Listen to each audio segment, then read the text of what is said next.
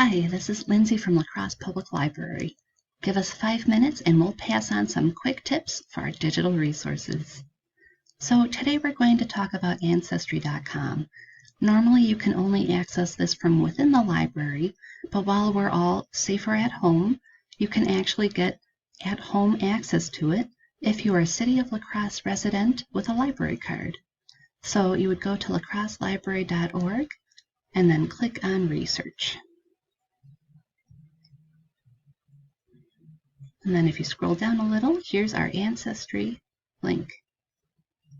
If you've never used Ancestry before, just go ahead and click Begin Searching.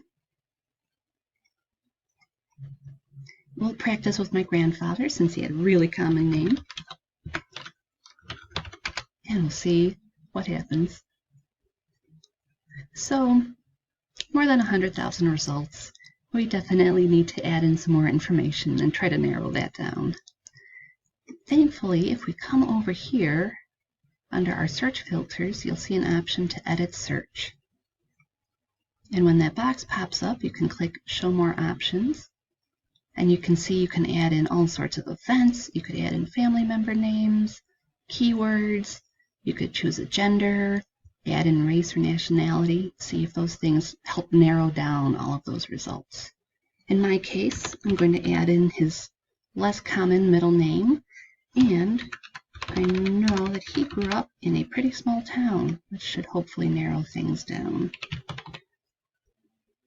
When you add in a birth year, you can say whether that's an exact year and you're sure about it, or give yourself some wiggle room if you're not totally sure. Let's see what this gets us now. So just with those easy extra bits of information, we're all the way down to 371 results, which is way better.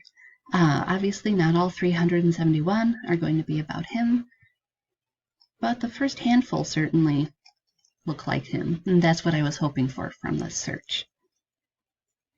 So you can see different types of results here. An Ancestry.com member has added my grandpa to their family tree. Depending on that person's privacy settings, I might be able to see more names on their family tree, maybe discover new relatives. You never know. Otherwise, you can always dig in to the other results that show up. For instance, here's the census, here's a World War II draft card for my grandpa, here's the Social Security application for him. So it's a lot of good content.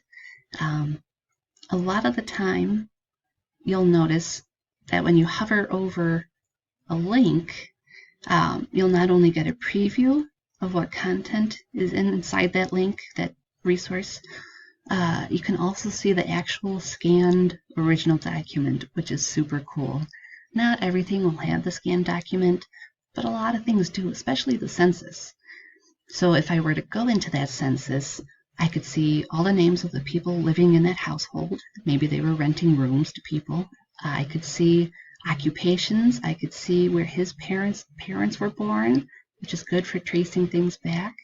And I could see neighbors. I could see occupations. It's all sorts of really good information just from that one resource.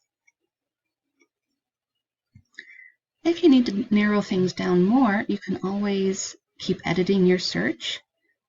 Or you could filter by category of record. Maybe you only want to look at military records, or maybe just immigration records.